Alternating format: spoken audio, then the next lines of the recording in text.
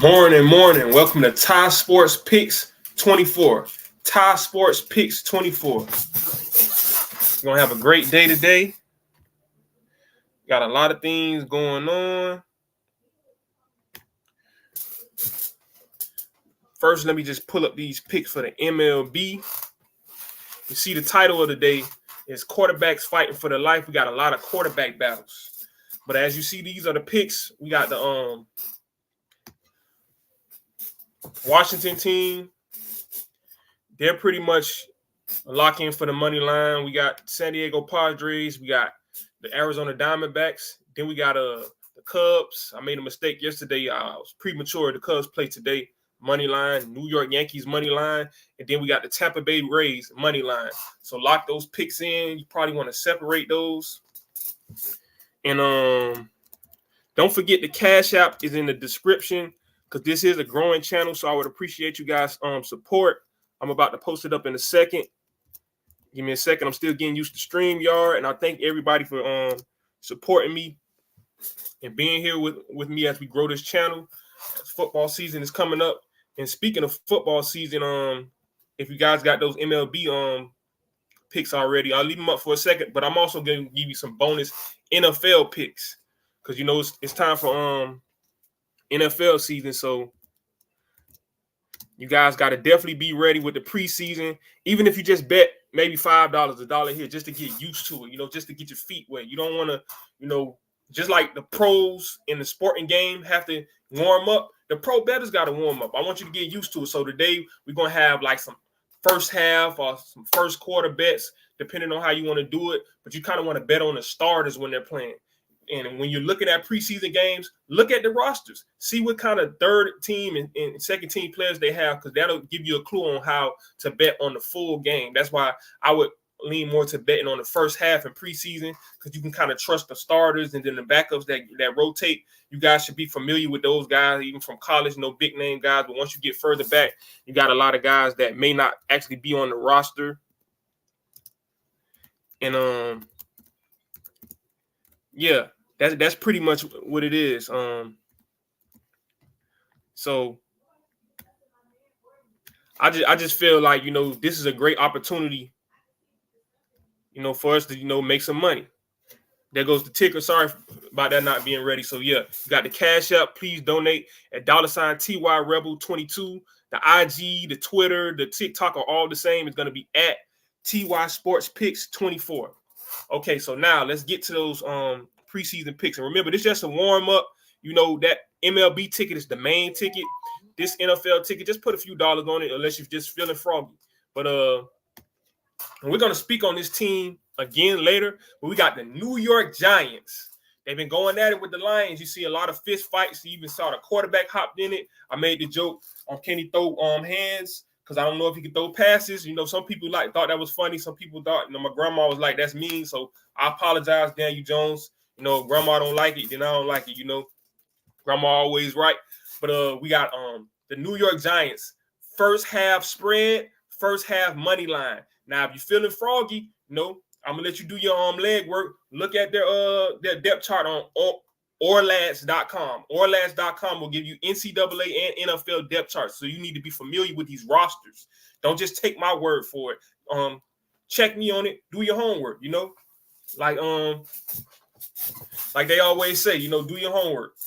But yeah, we also have Carolina. I don't necessarily feel like they're gonna win the game because I don't know about their roster further back. But I don't think New England is nice like that to win by a touchdown. I think it's gonna be a close game. So we're gonna take Carolina plus 6.5. So that basically means, for you guys that don't know, they won't lose by 7 points. They'll lose by 6 and under. They might lose by a field goal. They might lose by 6. They might lose by field goal and safety 5, because it's preseason, so it's a lot of sloppy special teams play. So you guys take a second and lock that in. And remember, at the bottom ticker, you got the Cash App.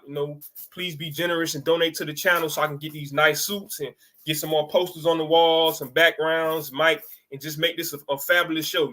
I know this is a professional, unprofessional, but we want to get more professional as we move on. So I hope you guys had those picks. Let me bring back the MLB for a second if you guys forgot. So for the MLB, we got Washington, We have the Washington Nationals. I said the Washington baseball team. My bad. No, it used to be the Washington football team before the Commanders. But Washington Nationals. Then we have the San Diego Padres, Arizona Diamondbacks, Chicago Cubs, New York Yankees, and then the Tampa Bay Rays. All money line, because we don't really play baseball spreads like that unless we are sure for sure. Unless they're going against the White Sox, because the White Sox suck. Even though they finally won their first game after 21 games lost. So that's why we bet the spread against the White Sox. Okay, now let's get to our topics. Quarterback battles. Quarterback battles. You might be a fan of a team with a quarterback battle, or it might be a battle that you don't even know is going on as far as the backups with the second string and the third string. You know, it's just a lot going on in these camps. Some teams, I feel like they put these quarterbacks in battles just so they'll have something to talk about, you know. But it was interesting. I saw it on Instagram. They had a list of the top quarterback battles because there's battles that we probably don't even know about. Everybody knows about the Justin Fields and Russell Wilson, which I feel like that's really propaganda. I posted it on my IG. Russell Wilson threw for 3,000 yards, 26 touchdowns, 3,070 yards, 26 touchdowns, and 8 interceptions, and did not even complete the season because they didn't want him to get his bonus. So he only played like 15 and a half, 16 games. Also ran for maybe 100 and something yards and 3 rushing touchdowns. So my question is, does a guy that threw for 3,070 yards, 26 touchdowns, or only 8 interceptions with a coaching staff that did not like him and teammates, does that sound like a guy that's washed up? I don't hate Justin Fields. I just feel like he needs to be fixed because if he was already a complete product, he would have not been traded for a Subway sandwich out of Chicago. They got nothing for him. Again, Russell Wilson, he could have been getting 38, 37 million sitting at home, but he's playing for $1 million. He got traded for a Subway sandwich. He got traded for a Subway sandwich and some chips, but they both got traded for nothing. You know? So that's one of the quarterback battles, but I feel like that one is more of a propaganda. An older gentleman said to me, you know, it can be politics. Some people were speaking on how Russell Wilson left left North Carolina State and went to Wisconsin. Then he left Seattle and then went to Denver, and now he's in Pittsburgh. So a lot of times when you got quarterbacks that play musical chairs, it can backfire. And that's why I always talk about chasing after that money. You kind of want to stay in good situations. He had a good situation at North Carolina State, but Wisconsin was better. He had a good situation in Seattle, but he felt like Denver would be better. He was wrong. So you don't want to always be gambling with house money. When you're desperate, when you don't have anything going, you gamble. But once you're up, you want to make smart investments, smart bets, you know? Because even though this is a gambling channel, we really don't gamble. We make educated guesses. Okay, Bo Nix in Denver. So the first battle is for the Russell Wilson replacement sweepstakes. So you got Jarrett Stidham, you got Bo Nix, the first round pick, and then you got the former first round pick, Zach Wilson, that physically is more talented than Bo Nix. But he just doesn't have it up here yet. Neck up. That's teaching. Remember, in New York, they were quarterback killers for a long time. Remember, Geno Smith went to the playoffs, but was supposedly trash. Then he goes to Seattle. All of a sudden, he's a Pro Bowler.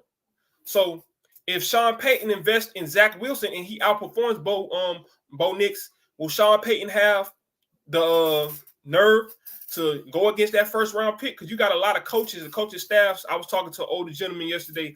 They'll find out that a guy that's drafted later or a guy that's a free agent is better than the guy they picked, and they'll just stick with the pick just to be right. And they'll make the whole organization suffer. So are you willing to swallow your pride if Zach Wilson is better than Bo Nix? It's definitely not Jarrett Stidham. He's had chance after chance. He did okay at Auburn.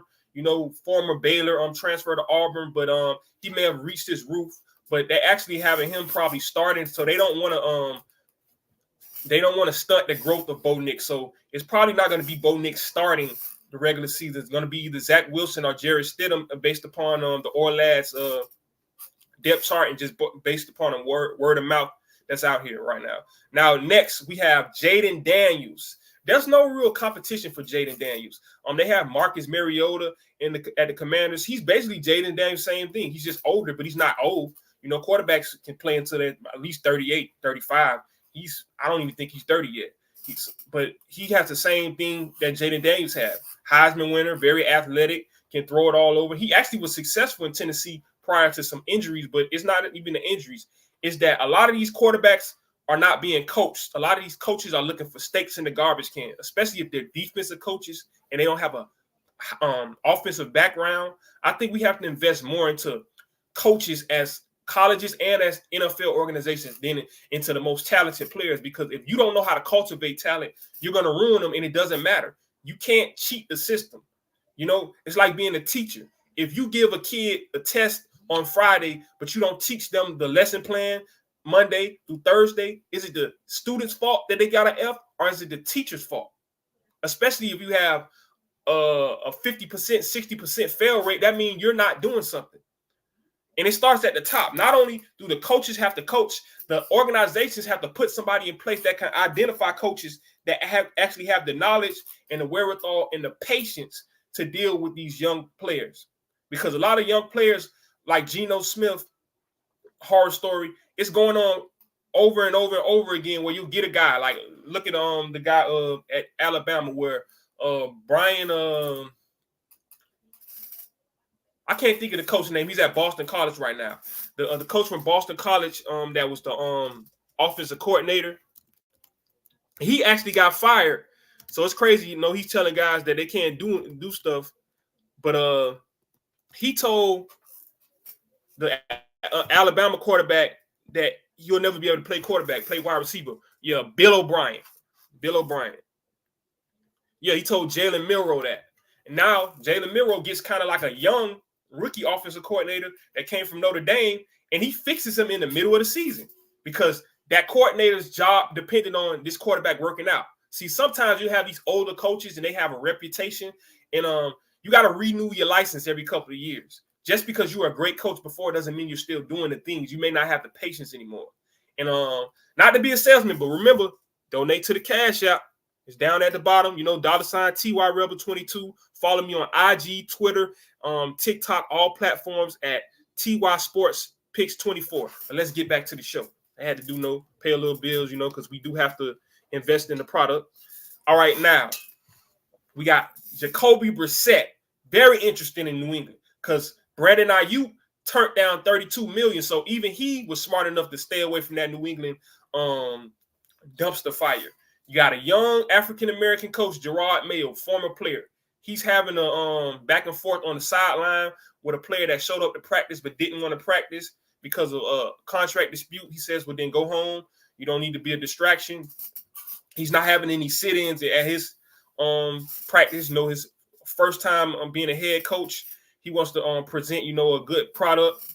But they don't know who the quarterback's going to be in New England. You got a first-round pick, and then you got another pick, I believe, in the fourth round, Joe Milton, and he's actually been said to be outperforming the first round pick, Drake May. Then you have a former, mid-round pick, Jacoby Brissett, that was actually progressing, learning under the tutelage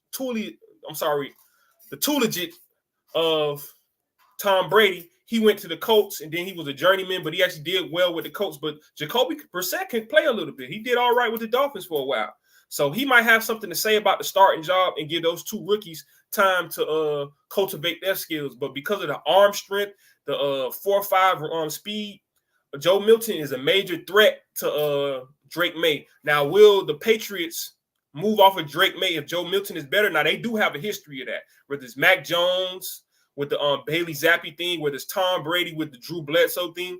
I had an older gentleman, again, earlier yesterday telling me how Tom Brady never wanted to come off the field and let a backup come in the blowout because he understood he took somebody's job. His job can be took. Now, the fact that Drake May is not the starter right now, he's going to have to play in the preseason. That can hurt him or help him because if Joe Milton outperforms him in front of everybody, can this be another Tony Romo, Dak Prescott situation? Or if an injury happens, well, I don't even want to wish that on somebody, but just anything happens, you know, illness, catch a cold, and Joe Milton goes out there and performs, New England, they have a history of going with the hot hand at running back, any position, wide receiver. They are about winning. They are about winning. They are the Charlie Sheen of the NFL. So we'll see if it's Jacoby Brissett, if it's the first round pick, Drake May, or if it's Joe Milton. I even heard some gentlemen on FS1 speaking like Nick Wright saying that, oh, Drake May has to be good because he was the third pick overall. I wouldn't trade Justin Fields and Russell Wilson for Drake May. Look, stick to your day job, and if you can't do your day job, find another job, Nick Wright. And that's not a shot. I respect your opinions. I just think, that was a lazy opinion. Just because a guy's picked in the top 3, sometimes people overreach. Jamarcus Russell was picked in the top 3. Do I need to go on? And I'm not taking a shot at him because he was an excellent college player. I didn't reach those heights. But we're just saying, just because you're a top pick doesn't mean you're a top producer. Tom Brady wasn't the top pick. Peyton Manning was. But then guess what? Ryan Leaf was a top pick. He got picked higher than Peyton Manning. So what does that mean? That just means somebody thinks you're going to be good. You got Justin Fields that set a rushing record at least. Because Drake May is a runner too with the ball. You got Russell Wilson that went deep in the playoffs as a rookie, won a Super Bowl the second year, and he's already a Hall of Famer. And he got Sierra as his wife. I know guys make jokes about him, but hey, that's great marketing. Whenever he retires, you got a famous wife. They can do a TV show, movies, whatever. He going to be balling forever.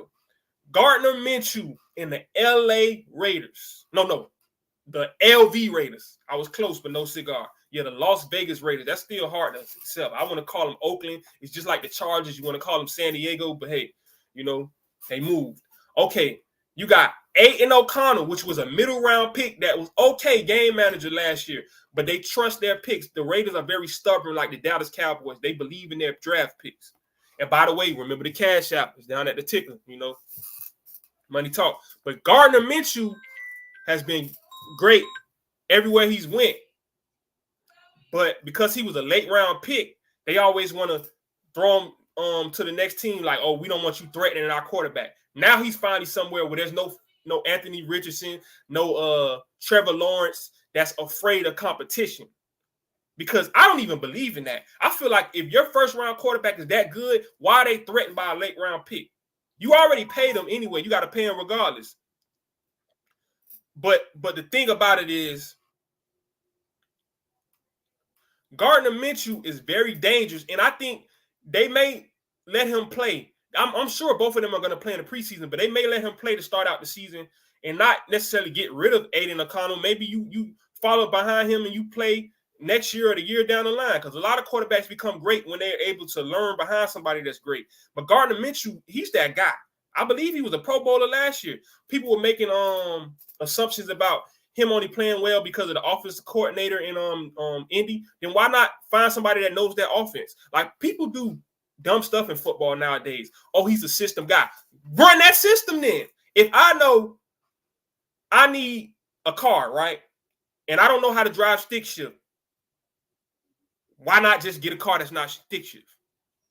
People make their jobs harder than they have to be. I mean, people got book smarts but no common sense, But Gardner Minshew will be my pick for the Raiders, short term and maybe even long term. I understand they believe in their pick, Aiden O'Connell, but you don't want to run a whole organization into the ground because you have Devontae Adams basically being solicited by the New York Jets and Aaron Rodgers, and they're trying to drop hints that if the quarterback situation doesn't work out with the LV Raiders, the Las Vegas Raiders, they won't be hard to find like Coach Prime. So you don't want to lose Devontae Adams do trade demands, do him just being disgruntled, because he was the reason why Jimmy Garoppolo had to leave last year, because he basically was getting him hurt.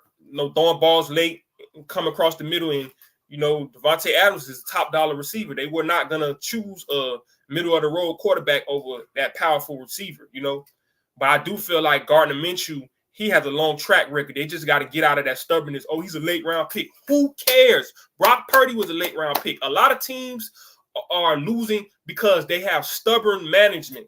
You should be about winning. I may need to do a show about that. How many teams generally want to win? Like, a lot of Dallas Cowboy fans are revolting right now because they don't know if Jerry Jones is all in to win. But we'll touch on that another time. Russell Wilson. Russell Sierra Wilson. Okay, 3,000-yard passer, 26 touchdowns, 8 interceptions. Why is he in a quarterback competition with a guy he's really supposed to be training how to play quarterback? Justin Fields has it neck down. He needs it neck up, and it's not his fault. He's like another Geno Smith. But I'm sure he has not learned what Russell Wilson knows in a matter of 2 or 3 weeks of training camp. And if he has, let me see it on the preseason field. So that's pretty much all I got to say about that one, because we've already touched on it. Now let's go to Minnesota Vikings. J.J. McCarthy, former Michigan and IMG quarterback, they always said he was a great athlete, throwing and running, but Jim Harbaugh wanted him to play as a game manager, and it was winning football, which is very smart. And I'm glad he learned to manage the game, because that's going to help him at the NFL level, because a lot of guys let their talent get them in trouble because they think they can out-talent great defensive coordinators and great cornerbacks and safeties. You can't do that. You got to take what the defense gives you and then take shots when it's open. Now, Sam Darnold is a threat, though, because he's very talented and very young, and he's finally getting an opportunity similar to a Gardner Minshew. But he's not on Gardner's level, but he does have the tools to threaten on J.J. McCarthy. Now, J.J. McCarthy has been excellent in preseason practices, but Sam Darnold hasn't been bad himself. So I would like to see both of these guys perform in preseason action to see where they're at. The Vikings don't seem like they're in too much of a rush to put their rookie quarterback out there, which they're a smart organization, but they're in a smaller media market. So it seems like a lot of those LAs, New Yorks, Miamis, where they pressure, put them out there, put them out there. We got to stop. And I'm a member of the media, but I'm also a former athlete. You're always an athlete. A lot of organizations and teams suffer not because they don't have the right personnel, but because they allow outside forces to enter into their locker room and be like, you have to do this, you have to do that. No, only thing you have to do is win. And if they're not about winning, then maybe you should go elsewhere. Sometimes you're addition by subtraction. If you're going to a place where it's a headache, in the words of Bill Parcells, if you want me to cook the dinner, then let me do the grocery shopping. See, we got a lot of people that never played football, and you don't even have to play football. Just use common sense. But people with no common sense that think because they scream real loud and they get on Twitter and they throw money around, they can tell the people that have a track record of playing the game, of coaching the game, of just observing the game, that you can throw money at problems, or you can throw a rookie out there, and if they're not C.J. Stroud their first year, they suck. Peyton Manning threw more interceptions than touchdowns his first year. That's what Nick Saban was just talking about on NFL Hard Knocks with another rookie quarterback, Caleb Williams. Just because you drive on the wrong side of the road and don't crash does not mean everybody should go do that. That means God was blessing you and protecting you and had his grace over you. Just because you see a rookie quarterback go out there and do well does not mean it makes sense for all 32 teams to get their rookie quarterbacks and say, hey, we don't need a veteran to train them. We don't need a year for them to learn. People learn at different speeds. Some people learn by doing. Some people learn by observing. Some people learn through trial and error. You can't just say a guy's good or not good based on basically negligence on the GM and coaching part.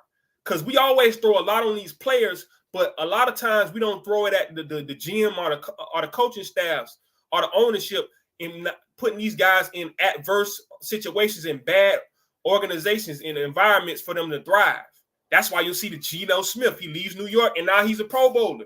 We should do like a study on how many guys were in this environment. Okay, Drew Brees.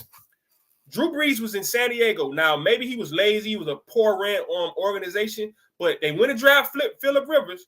Drew Brees became a Pro Bowler, but because they didn't want to be wrong, they got rid of Brees, kept Rivers. Rivers, he had a great career. Some say Hall of Fame. I say Hall of Good. Drew Brees becomes a Hall of Famer for the New Orleans Saints and wins them their first Super Bowl.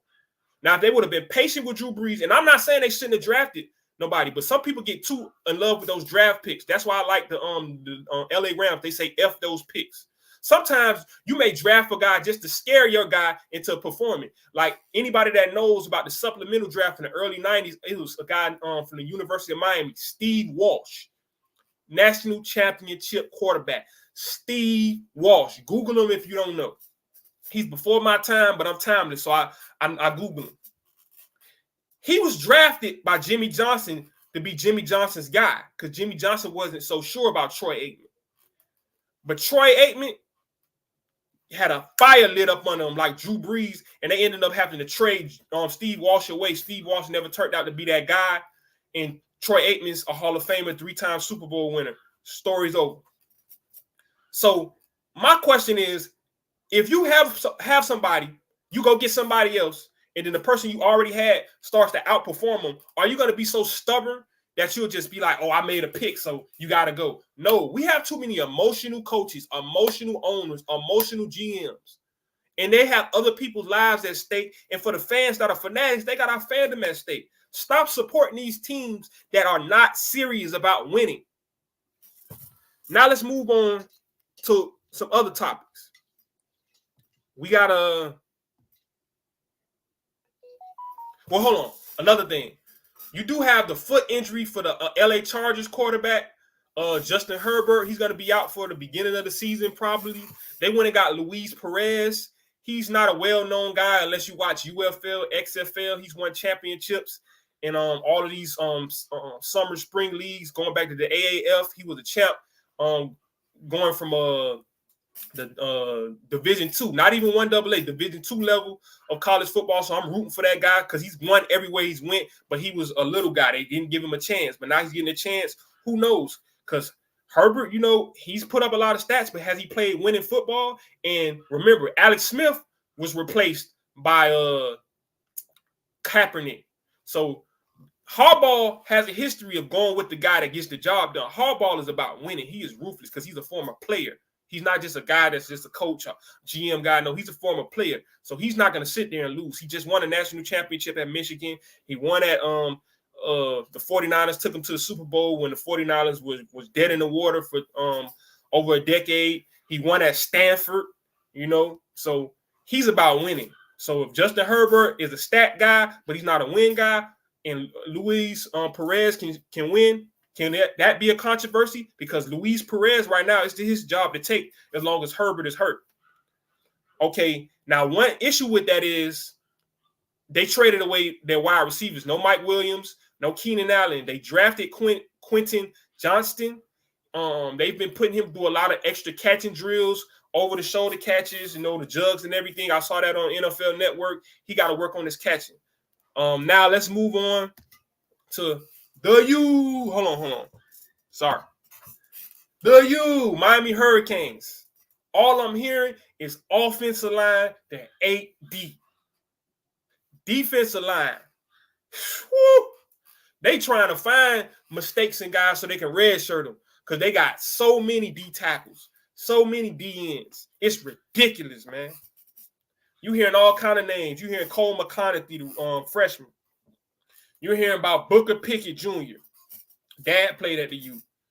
Cousin of DJ Pickett that's committed to LSU, but a lot of people think he's going to decommit and go to Miami. We'll see. You're hearing about all kind of guys. Elias Rudolph. He's probably going to redshirt because, he's progressing, but not as much as his other classmates. Then you got guys like Malik Bryant, big time out of IMG, a redshirt freshman. And those aren't even the starters in the second string because Tyler Barron has been passed up by the old Big 12 and ACC all-conference guy that everybody forgot about because of a foot injury, Akeem Mesidor. So Miami has some good problems. Then on the inside, they thought they didn't have any D tackles. They got them now. Because the guys that were already at Miami, just like what I was talking about with the quarterbacks, they got fire lit up under them because they didn't want to lose their jobs to the guys that they brought in the portal. So they're deep at D tackle when people were saying they weren't. You got Simeon Barrow. They're saying he's looking like a pro guy. You got C.J. Clark from NC State. He pretty much was all in the Hurricanes running game and passing game last year. He helped the NC State Wolfpack beat the Hurricanes, so that's why they had to go get that guy. I've seen that happen before where a team loses to somebody and they're like, we got to get that guy on our team. Then behind him, you got Anthony Campbell. He reminds you of Calais Campbell as far as body type, but he was kind of like not the toughest player last year. That's why they didn't play. They redshirted him. Now they're saying he got something to say. You got Joshua Horton. You got Ahmad Moten. Then you got five-star freshman Justin Scott. You got high 4-star, Arterius Jones, I believe. That's the Florida State weightlifting champ. So they got a lot going on those offense and defensive lines. They're talking about Ryan Rodriguez possibly being the guard on the left side. They already got all ACC Inez Cooper. You know about Malinois on the at the tackle. You also know about Jalen Rivers, the tackle. The center of Zach Carpenter was a pretty good guy in Indiana. He's came over, but I heard even they have Malinois training that center and some other guys too. So they just cross-train. They got offensive alignment, not really positions. Now, let's get to the Florida State Seminoles. Yep, the Florida State Seminoles. We got to do it. They are dealing with some progress at quarterback, but now the issue is what's going on with the wide receiver. The JUCO All-American, one of the fastest guys in the country, Malik Benson. He's looking like the real deal. The problem is 5-star Hakeem Williams, second-year player, he's off and on. High 4-star track guy from Miami, Jalen Brown, by the way, at LSU, he's off and on. A lot of these guys are getting open, but then they're not catching the ball. I don't know if they got to stay after practice, jug machines. I don't know, Ron Dugans, you're a former player. You got to get them catching that ball because Mike Norvell has made progress. Because remember, I told you Florida State was practicing hard, but fundamentally, they weren't there. But part of the problem is Florida State has Azari Thomas, first-round possible draft pick at corner. Then you got Fentrell Cypress, which is going to be like a third or fourth, second-round pick. Then you got Earl Little's probably going to be around a second-round pick, but he may stay this year after this year. So at nickelback, cornerback, and the other cornerback, you got draft pick, high draft pick. So it's hard for these young receivers to go up against those guys. Which what does that say about Malik Benson? That he's the only guy that can consistently get it done. Now they do have 5-star tight end Landon Thomas that's supposed to play. Maybe they gotta bring him out to the outside because the only young receiver besides Malik Benson that's showing which is a senior that's showing that he can really compete with these DBs is the tall guy Elijah Moore out of the DMV, and that's because he's like 6'4", 6'5", but he's kind of like that Keon Coleman archetype. That's what they want for Hakeem Williams also. Now, I told you we were going back to the Giants. Malik Neighbors, man. If you're a DB, you don't want him to be your neighbor. You don't want him nowhere in your neighborhood. He's been starting fights and altercations in practice, trying to get under guys' skin. He's basically trying to check people's temperature. They're calling him the new Odell Beckham. I see some Jamar Chase and Odell in him. He's a bully at wide receiver. He's faster than you. He jumps higher than you. He'll snatch the ball away. Just type in Malik Neighbors on YouTube. He hasn't even played. He's going to play tonight for the Giants game. I want you to watch him. But he hasn't even played a real regular season or preseason snap. And that's all you're hearing, Malik Neighbors. So if you do fantasy football, draft him. He started a fight. He slapped the DB upside the head. It started a brawl. So now they fined the Giants and the Lions $200,000 apiece because this is like the second, third day in a row they've been getting in fights. We've also been hearing about fights in Seattle. You can go look that up on athlonsports.com. DK Metcalf, a guy named Trey Brown, and they weren't even the worst. And they were throwing helmets, like hitting people with helmets. But they had an offense and defense alignment, some rookies. They had to get kicked out of practice. So I don't know if getting rid of Pete Carroll was a smart move. You got a lot of talent on that Seattle team. They're a playoff team. You want to get rid of Pete Carroll. It goes back to what I was saying about the musical chairs with the quarterback. Same thing with the coach. This is a Hall of Fame coach. I don't know what they were thinking in Seattle, but this guy was able to discover the Earl Thomases, the Richard Shermans, the Cam Chancellors, the names go on, the Bruce Irvins, Geno Smith, the Russell Wilsons, he revitalized the career of Marshawn Lynch and got him up out of Buffalo. I just think sometimes guys like that, you got to let them retire or let them lose their way out because it seems like these players are already superstar players and even the young guys are learning from the culture. I don't know if they're going to respect this new coach because they already know how to do it on their own. All right. Oh, not Florida State. The Chiefs. The Kansas City Chiefs gonna give you what they want. They're saying the first half. I thought it was the first quarter. The Chiefs are doing what winning teams do. Patrick Mahomes and company will be playing the first quarter or the first half of their preseason game this weekend. So look out for that. Because I know you guys are junkies. You want your Patrick Mahomes fix. Patrick Mahomes. You're going to get it, baby. You're going to get it. You ain't got to wait for Madden to come out next week. You're going to see Patrick Mahomes for real because he's trying to build up his confidence in his rhythm with his wide receivers. Remember, the running game, the tight end, and the defense won them that Super Bowl last year. A lot of people say Patrick Mahomes. That shows me you're not watching the game. You're just watching the bottom ticker. Cash App, TY, Rebel 22, donate. Follow me, TY Sports Picks 24 on all platforms, YouTube, Instagram, Twitter, TikTok. But that's beside the fact. You're watching the bottom tick on ESPN, seeing the score, and you're not watching the games knowing that Patrick Mahomes needs to build a better rapport with the receivers since he got rid of Juju Smith-Schuster, got rid of Tyreek Hill, got rid of Sammy Watkins. They got to re-up with those receivers, man. So they got a Xavier Worthy. He's getting jammed up, thrown around. They got Broward County's Marquise Hollywood Brown. He's showing out. But, Patrick Mahomes just basically wants to build that camaraderie with the wide receivers and build a rapport. Now, the Tampa Bay Buccaneers.